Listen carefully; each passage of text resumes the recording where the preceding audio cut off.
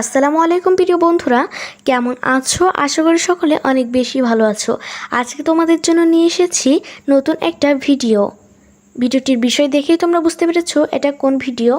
এটা হলো নবম শ্রেণীর ভিডিও।